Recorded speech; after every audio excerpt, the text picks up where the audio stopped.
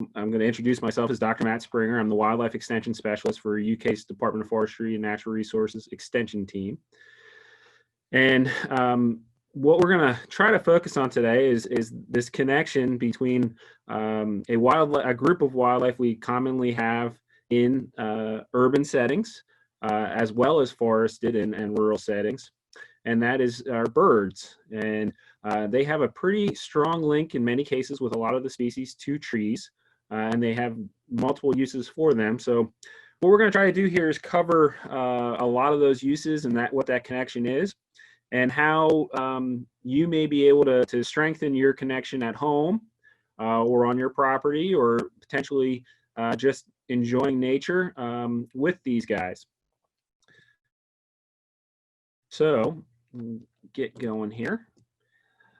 Why would we even care about trees and birds? Well, if you've attended any of the other tree walks or any of our extension programming in forestry, this is a fact that we hammer home within Kentucky here, is that basically half of our state is trees at some level, shape, or form.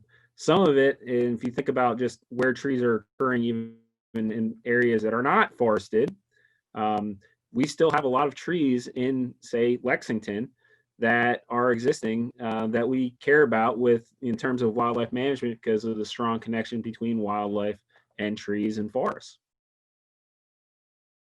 So it's one of our largest, well, it's pretty much the largest single land cover that we have in the state of Kentucky. It outweighs everything from agriculture to urban to pasture and hay. Forests comprise the most out of everything we have in Kentucky. When looking at birds in Kentucky, well, we have a ton of different species of birds in Kentucky, whether, ranging in size from something like this ruby-crowned kinglet on the bottom here, which is very, very tiny, all the way up now to our golden eagles that we have present at in wintering in the forests outside of Louisville.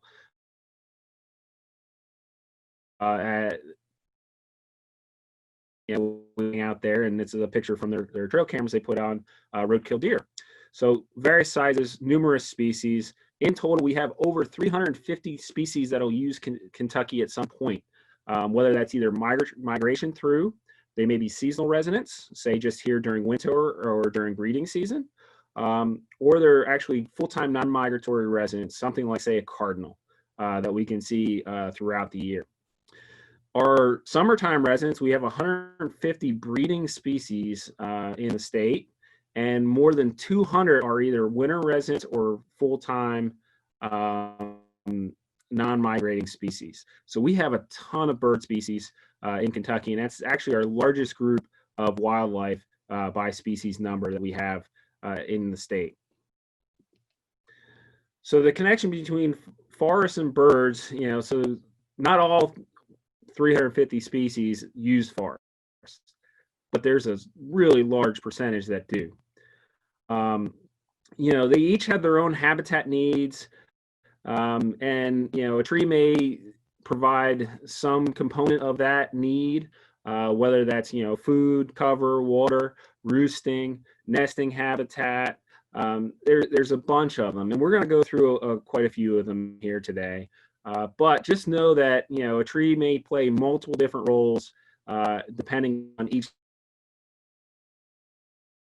species that you talk about. And when there's 350 species in the state at some point or another, that could be a lot of roles that a tree is being used for by these guys. So what we're going to try to focus on today is talk a little bit about forest management and birds, and what that means and why we care. And we are in the Department of Forestry here. That's where I'm stationed. And there's a lot going on in terms of managing our forests for birds in the state of Kentucky, and also the Appalachian region in general, and Western Kentucky. We're going to get into a little bit about what trees are good for birds, what you may want to look at planting or managing for, and why. And then also touch a little bit about what species you may see in your backyard or at your feeders, and how to potentially engage that kind of relationship with birds. You can basically feed birds in an apartment, if you have a patio porch, all the way up to if you have thousands of acres, you can still engage with birds by feeding them at feeders. So the way I want to start this out is touching on what kind of forest types do we have in Kentucky. Maybe talk a little bit about some of the birds that you would see in those forests, and definitely touching on the differences between ages, the stand type, and its impact on the birds that are found there. So we have, a bunch of different forests in Kentucky, and relative to the ages of those forests, because there may be many types of forests. Each forest has its own age, the stand age. So those are roughly grouped, and some of the forestry kids that I saw sign on here, like Dan, may give me a hard time about this, but those are roughly grouped into old growth, so very old forest, all the way down to brand new forests of early successional habitat. And then there's a bunch that are in between, and we won't get into the definitions of like a pole stand and so on and so forth, but we're just going to say really old trees, really young trees, and then everything in between. So an old growth forest, what that it basically is you think of very, very large and old trees.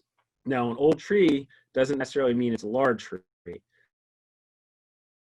So you keep that in mind, and I'm sure that the forestry students would give me a hard time if I said, if it's old, it's big and large. That's not necessarily true. All trees grow at their own rate and are limited by external factors. So we're talking more larger trees here. And unfortunately, in Kentucky, because of its history of land use and logging, we really don't have many old growth stands left by the traditional definition. So what I'm really talking about here is our older stands. So those 100-plus-year-old stands that by definition wouldn't really meet old growth, but they're much larger,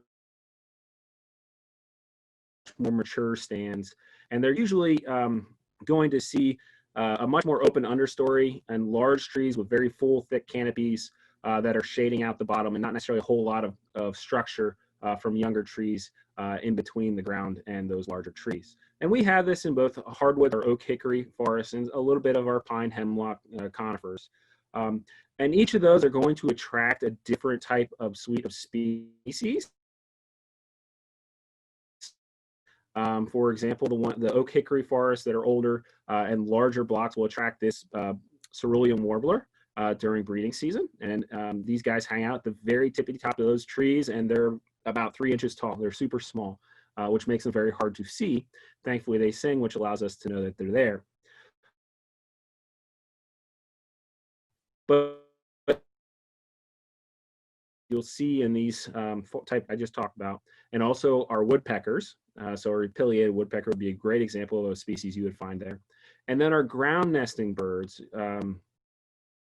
If you do have any oven birds in the area, they will use these areas because they actually will nest in leaf litter associated with these forests. Not strictly on these forests, but they can be found in these forests.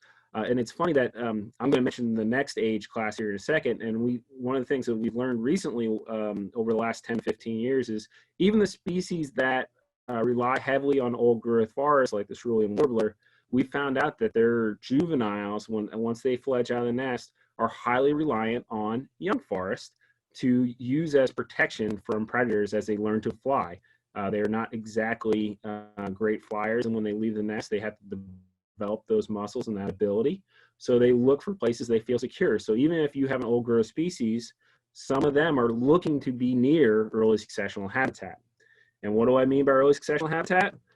Early successional forest, just think of it as basically your starting young forest. So a lot of times when we see these pop up in Kentucky now are places where we've had a large disturbance event, whether that be things like fire that was very, very, very intense, a tornado, as we saw in eastern Kentucky a couple years ago, or more commonly now, an intensive harvest event for logging. And what that basically is doing is it's removing all those older trees and that canopy structure and allowing the sunlight to hit the ground so that new growth can come up. So you'll see a lot of very dense understory with vines and shrubs, and then eventually you'll start seeing saplings, things like sweet gum will pop up in there, tulip poplar, and many, many other tree species that are geared towards this type of sunlight that have evolved to take advantage of that sunlight. And what really comes down to is as this ages, it starts getting a little bit thinner, and those trees start, as they develop and get taller, will start shading out a lot of the other species. And as you see in that one picture in the top on the left, you'll start seeing some bottom, so it's not as thick as say it looks on the bottom there in the bottom picture, where that was probably 2 years post-harvest, where the one in the top is probably closer to 10 to 15 years post-harvest, depending on location. But the bigger thing is it's very thick. There's a lot of new growth and a lot of other things outside of trees that are present, providing a lot of diversity of plants. Diversity of plants means diversity of insects and a diversity of food sources, along with really, really good predator cover. So it offers a very different structure and food system for birds.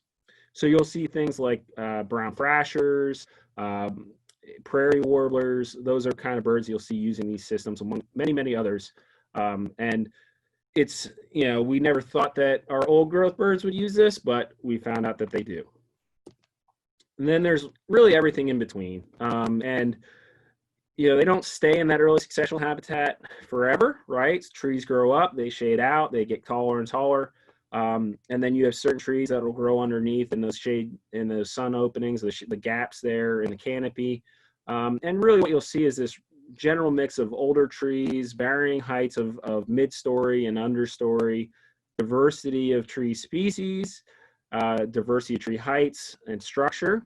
And because of that diversity of species, structure, height, and really food sources and cover sources, you'll see the most diversity of species in terms of birds in this type of forest.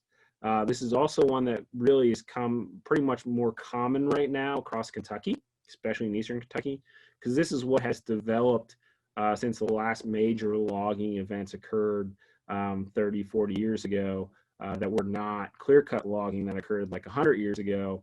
But this is kind of the stands that we really see. So as you drive down the road, if you start looking out, and especially in eastern Kentucky, pay attention to stand age, you'll see basically almost entirely this age structure and forest structure present, which is a problem because we need that older stuff and the younger stuff to get the full suite necessary to provide habitat for all birds in the state. So some of the common birds you'll see across all those age classes that are, in the spring and summer are breeding birds. Sometimes it's not necessarily our breeding birds, but those that are passing through. And the ones that are birders that are going out, and there may be several of you that are on here, these are usually the target that people look for. It's the most diverse family for birds in North America. And you'll see that it's also probably the most colorful and wide-ranging in color and behaviors. And these guys will be singing galore as they migrate through. Some of them stay here, like the cerulean and the black and white in the bottom left. Some may stay here by accident. Some may just be passing through. But this is, really the most colorful and interesting, I think at least, groups of birds that we have used the state. And the most sought after for those who are birders. Now let's get a little bit more into those forest types. So what kind of ecosystems do we have? And realistically, I'm going to gear a lot of what I talk about today towards that oak hickory dominated forest, because that's really what we have primarily in Kentucky. We do have a little bit of some pine stand mixed in, shortleaf pine mixed in the plateau in the very bottom part of the state in the southeast corner. We also get into some others out west, which I'm going to touch on here in a second. But really, the oak hickory, as the name says, it's dominated by your oaks and hickories with some tule poplars mixed in and some other species that are, the cherries will be there as well. But we are seeing most of this is that, in terms of the age structure that's present is, like I said, that middle age structure. It's not quite old growth, but primarily we're about 90% of our forests are in that mid-range 100-year-old stands, 80-year-old stands. And it's actually one that is really important for the vast majority of our birds that pop through here are going to be, our forest birds are going to be found in the oak hickory stands. The other type of forest out west, we have two that are of interest and concern. They are the oak bottomland hardwood forest systems, which are pictured in the bottom left here, that are much more, they evolved to deal with the flooding that it comes with being in a bottomland. So you have slightly different oak species. You may have more pin oaks, red oaks present, and it supports a completely different suite of bird species. And generally, you'll have these areas will be actually flooded come December, January, March, and early spring, when there's not as much water. They actually support quite a few waterfowl species, and in the summer they'll support birds like the prothonotary warbler, which will use it and stay close to the water habitat, as well as many others. And then the other one that's very far edge up against the river, we have a little bit of some Tupelo cypress swamps, which are really cool system. Has its own suite of birds. You can see the night heron that's pictured here, but there's a different suite. Lots of more water birds present there. You get a lot of waterfowl species using these areas because of the shelter and food provided. So they're one, if you have not seen, I recommend going out and checking out for the birds, as well as many of the other things that outside nature provides in terms of maybe forest bathing, or going kayaking or canoeing through it is an awesome experience and way to use the forest and enjoy it. So let's just briefly touch on forest management and its role in managing for birds. It's a tool that we commonly use as wildlife biologists to try to get on the ground for the birds. Now, each and every single one of our birds has a different habitat requirement. And unfortunately, many of the birds that need that early successional habitat, because it's only present in about 5 to 10% of the landscape anymore, are declining drastically. I mean, no birds are doing great outside of waterfowl species, but early successional birds, American woodcock, the golden wing warbler, many others that really heavily rely on early succession habitat, that 5 to 15-year-old stands for some part of their life cycle are struggling right now. And one of the tools that we try to use to get that habitat out there is logging. It's probably the most effective method we have at making a large impact on acreage and getting that habitat out in terms of number of acres of early successional habitat we can get on the landscape, because creating it is a lot of work.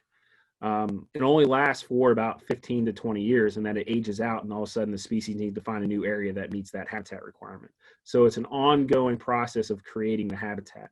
Whereas, say, our wildlife species that use the 50 to 100-year-old stands really can go probably from 50 to 150 years, and that change in time doesn't really affect them because the stand isn't going to change drastically. Early successional stands are gone in 20 years. So you constantly need to be creating it. So that's where that active forest management comes in. The harvest of those trees allows us then to put that habitat out. It creates that disturbance that we don't see naturally occurring anymore. And realistically, as long as it's done correctly, following our best management practices we have in place, it is a wonderful tool to use. And it's one that can be used in tandem with things like fire. And it's, we can't create a tornado event to come through and create early successional habitat. We can have a managed forest that gets harvested when we want it to, close to when we want it to or need it to be harvested with proper management, and also with proper management, you get a healthier forest, which overall is great for wildlife as well as the forest itself. So logging sometimes gets a bad name, black eye from wildlife folks, from bird folks, from many things, from plant folks. But as long as you're considering all the impacts of the event and the harvest, it's done correctly, logging is a great tool and actually very beneficial for many species in the landscape.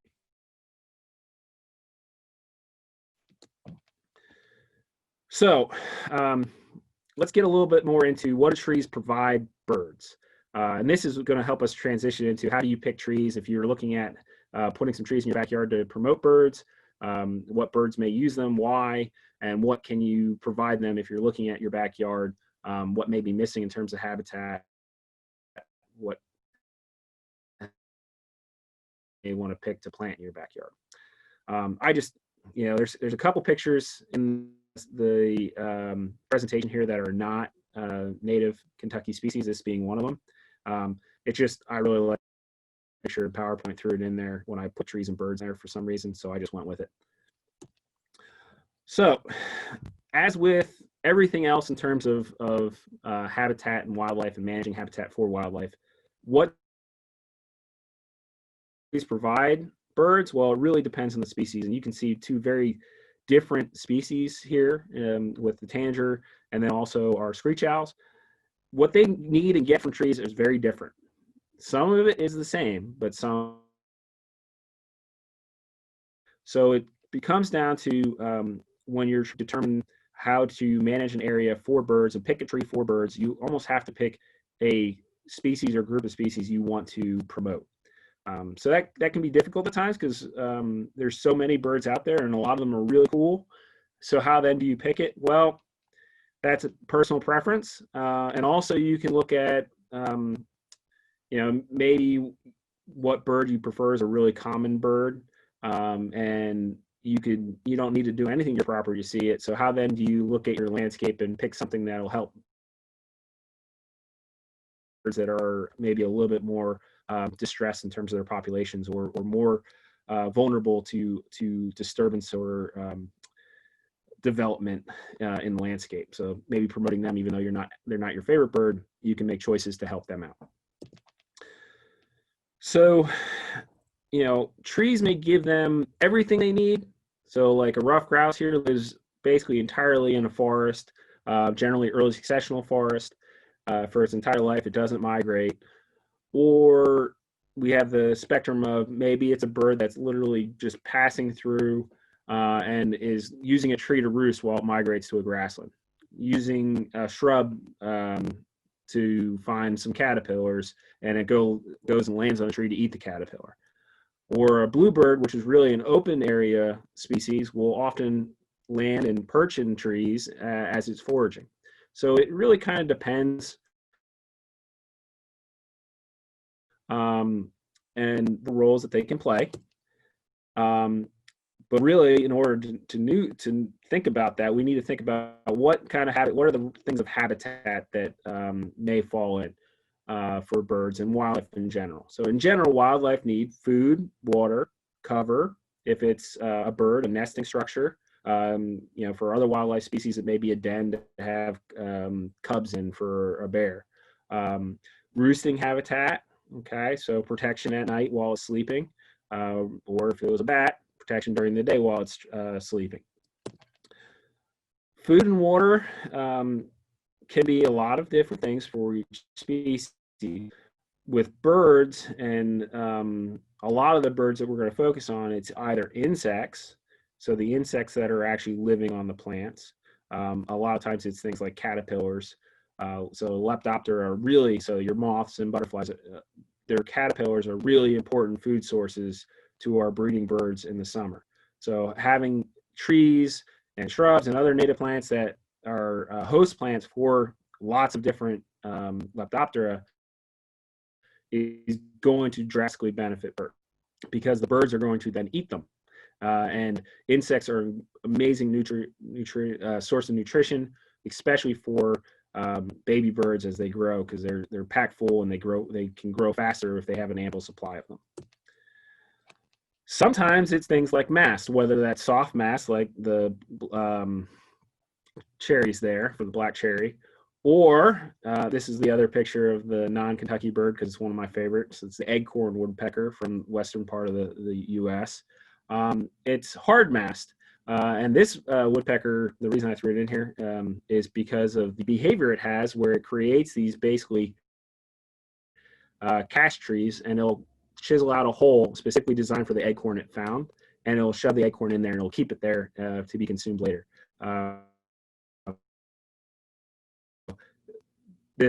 There may be a 40-foot oak tree that'll have nothing but acorns in the entire side of it, or for a big chunk of it. It's a really cool behavior that this species of bird has. But so you have your hard mast and your soft mast. So those are two things that you can think about as food in addition to the insects. And the cool thing about oak trees, and why we care a lot about oak trees, is not only do they provide the hard mass, which isn't as important for many of our bird species, but they're highest versus diversity for host plants for Lepidoptera. So they host probably the most number of Lepidoptera species on them as a family. Next, let's talk about cover and what that could mean. We talked a little bit about, the early successional cover as a way to escape predators. It also may be things like a cavity, as you can see up there by the pileated woodpecker. It can be a thermal cover that we get from conifers, especially in winter. That becomes very important for our birds that winter here. Then there's nesting cover or nesting structure. So we have those cavities again for things like woodpeckers and chickadees and anything you can build a nest box for. Will also, the reason they would use the nest box is because they actually traditionally used tree cavities. It was actually one of the things that led to the decline of wood ducks, and the success of the wood duck nesting box program is they took so quickly to those wood duck boxes, and the population recovered drastically because that was the limiting source. It could just be a branch to build a nest on for, say, robins or cardinals or many of our other species, hummingbirds, or even up to the size of, say, a bald eagle. So trees can provide that, and that's a little harder to manage for, other than potentially just needing trees that reach certain sizes to provide what they need for that nest. Then there's the cover that comes from a roosting habitat, and this can vary drastically. And right now we're getting to the point where we're seeing our migrating birds, especially our migrating groups of blackbirds. You'll look up and, I think email not too long ago about one right down by Rubberina where the entire block had nothing but blackbirds roosting in the trees on it. So they'll use that as they're passing through. Sometimes it's a little bit more permanent. Things like wild turkeys are to roost in trees at night, and they'll use the same stands over and over again if they're providing ample shelter, because most of their predators that they need to worry about are on the ground. So just getting up in the tree provides them nighttime safety for the most part. And sometimes it's something like a cavity will get smaller birds out of the elements at night and protect them from predators. And there's some cool behaviors that sometimes goes along with that, like barn owls can learn which cavities chickadees go in, and they'll actually watch the wind and they'll reach in and try to grab them. So there's some cool behaviors that go along with that part too. But they'll definitely use those cavities when they exist as not only nesting habitat, but also roosting habitat. And then there's these odd ones that don't necessarily fit into those blocks. So, we'll start off. There's a beaver dam there. Why is that important? Well, you don't really see birds using or building beaver dams, but the fact that the beaver built the dam is providing a lot of habitat for birds because of the water structure it creates for basically a place for waterfowl to use during migration or nest at. You get shorebirds that'll use those because those structures will vary the water level a little bit depending on time of year. Then there's things like mentioned rough grouse being very tightly tied to forests. But one of their behaviors that allows there to be more rough grouse every year is they'll actually get up on a down log, and then drum so that mates can find them.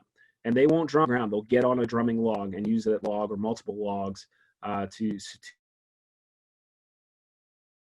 And there's things like hunting behavior will use those trees as a source of height, so make their hunting more efficient to find their prey. So sometimes it's not so totally straightforward, but they're still using them and needing them to meet their life cycle requirements. So if you wanted to actually start thinking about, I want more birds in my backyard, I want more birds on my property, how do I go about picking what trees to plant for birds? Well, first and foremost, you always want to pick native plants or trees for wildlife. They have evolved to use them, and a lot of the species that we may put out there may only provide things like structure or cover and not provide food. Ideally, you want to find things that are providing some level of food, and if it's native, you're going to have some kind of insects using it, so that'll be food. even better if it produces some kind of mast, to fill multiple different requirements for the birds. Native plants will do that. Your non-natives, whether that be from a garden center or just an invasive species, which we really don't want, will not generally host many different insect species. It really won't host the ones that we're looking for, like caterpillars. There's not too many generalist caterpillars out there. So we definitely want to pick native species. And there's, you want to find one that's producing multiple different types of food, or different cover or thickness of cover. Something like cedar, red cedars will offer not only that thermal cover, but they'll also some of them, will be producing lots and lots of berries. So we want to encourage picking trees that are doing multiple different functions or offering multiple different functions for these life cycles. Don't forget the insect life. So thinking about the caterpillars that are being hosted on, and that's a little bit harder. The good thing is we have lots of publications that talk about butterfly-friendly plants, caterpillar-friendly plants. There's a lot of information out there on those. So you can do a little bit more research. So find the natives and find which ones are producing a lot of caterpillars or butterflies, and generally that's going to help you fill that insect requirement for our species. It's one that there's so many different birds that are going to consume insects on a regular basis, especially during nesting season, that you really want to pick those native plants that are going to provide those insects for them. So you can look at trying to find natives that are going to produce that hard mast. And this is our hard mast species are really going to favor larger birds. It's very difficult for a chickadee to swallow a white oak acorn. It's just not going to happen. The acorn is bigger than its belly almost. However, there are lots of birds that are bigger than that will consume acorns. Great examples are turkeys. In winter, turkeys rely almost 50% of their diet is going to be on acorns and chunks of the winter months. It gets them through the winter when there's not much else out there. They're incredibly high in protein and the value of the carbs, calories to get them through those rougher winter months. So the nutritional value there as well. The same kind of goes true for the hickory and the beech nuts. When you think about what you want to provide birds and think about the size of bird that can consume them, the large mast is not going to help them. It will help things like ducks. Wood ducks are known to be found walking in the middle of a forest under an oak tree if it's dropping acorns and it's not a great mast year. They will consume a lot of acorns.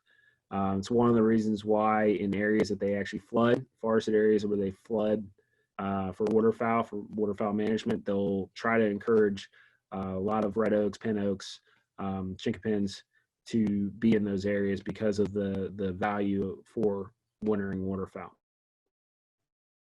Other species like blue jays are large enough to consume them, ruffed grouse, but you're really looking at your larger birds for the hard mast tree species. Now, the soft mast, there's a lot of options out there, and I have a very short list of good ones here that are often mentioned when we talk about bird management. These are also great species, especially that serviceberry and the dogwood for your yard that will provide some flash and color, the dogwood especially, in certain parts of the year. Excuse me. So these are wonderful choices, but you need to just be thinking about when are they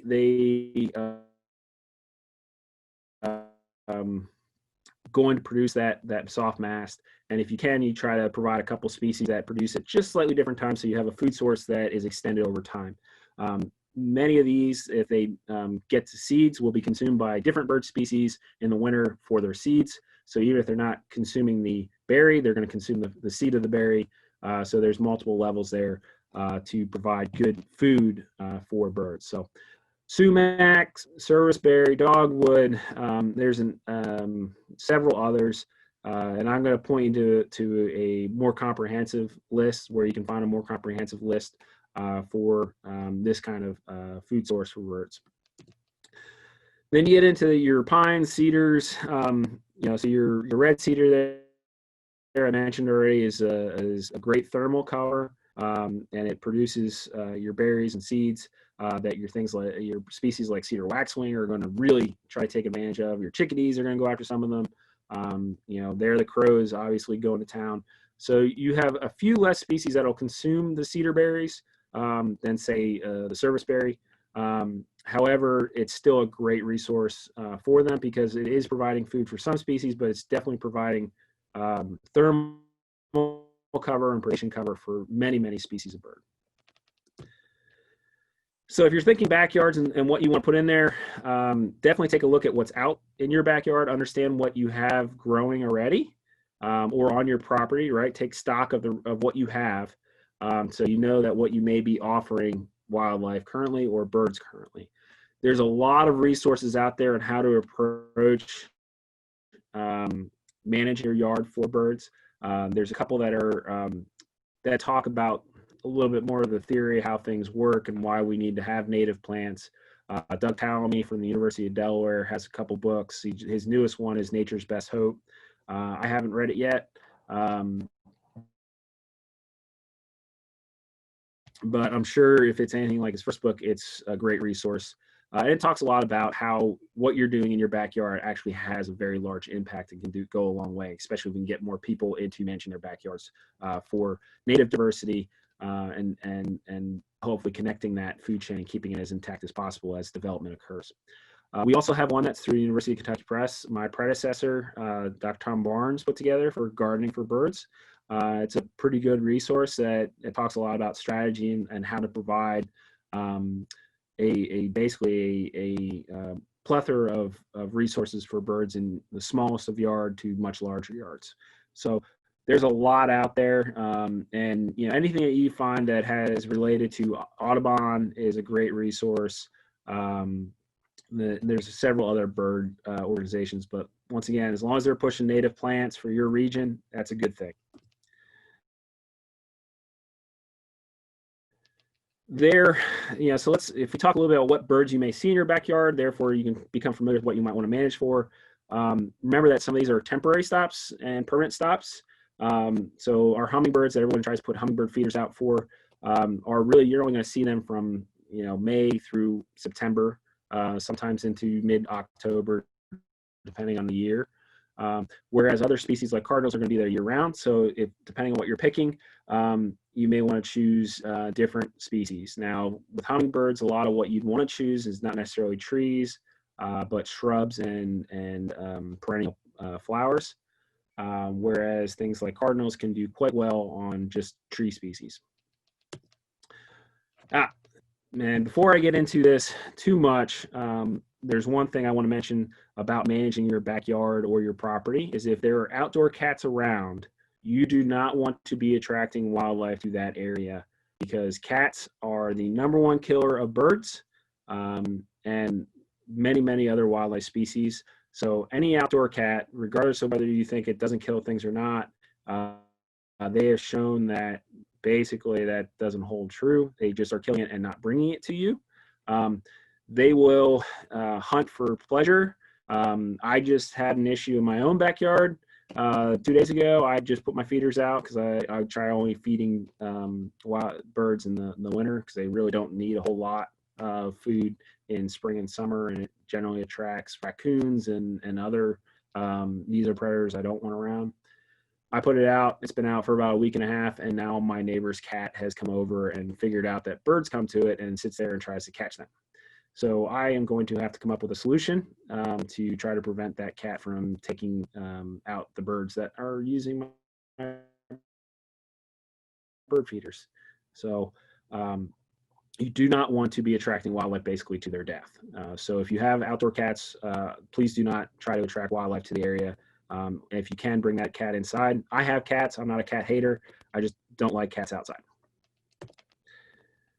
So if you want to feed birds, which is a great way to engage wildlife and also get active in citizen science through Cornell, one of the easiest ways to do that is put out bird feeders. especially if you're just trying to transition your yard to more bird friendly. It sometimes takes years for those plants to develop and provide all the resources necessary for birds.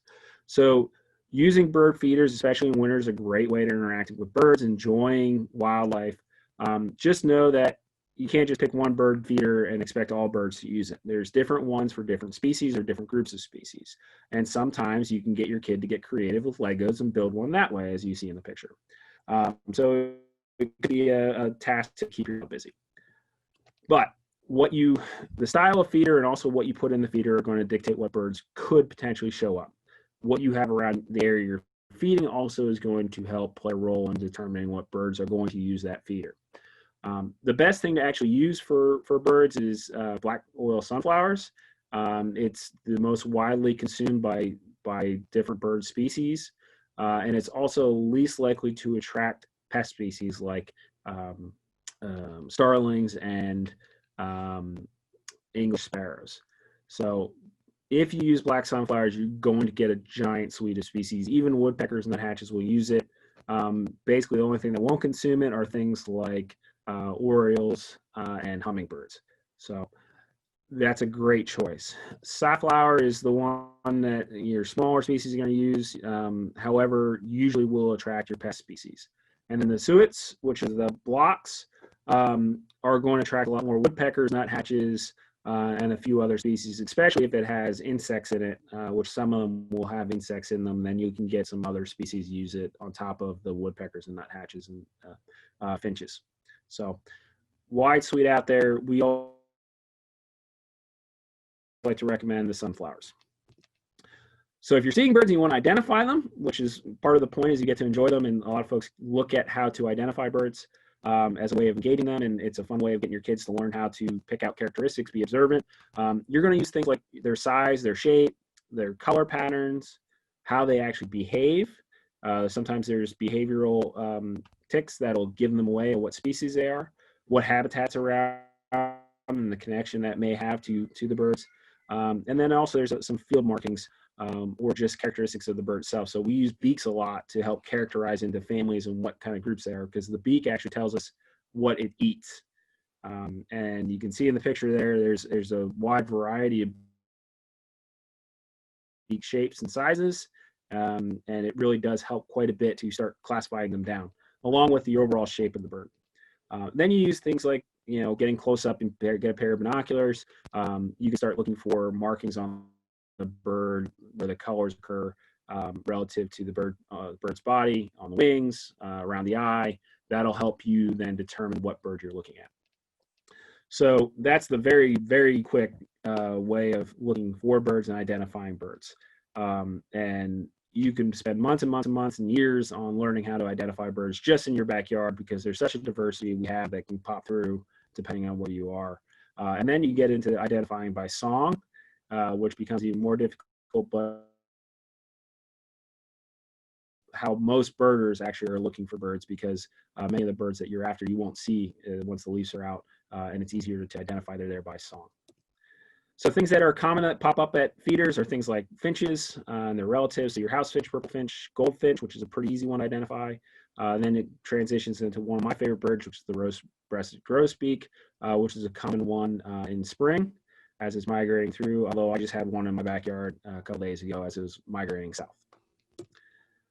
Bunch of different sparrow species. When these guys are relatively difficult to identify for new birders, and that's because you're looking at for very small details in usually brown lines, white lines.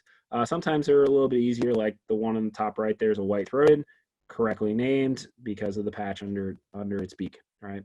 Some of them are quite pretty and different, like the indigo bunting at the bottom, but there's many, many, many very brown sparrow species that get a little bit harder to identify, especially in grasslands. Then probably the most common that people see, especially if you have just a few trees in your backyard, are things like nuthatches, chickadees, titmice.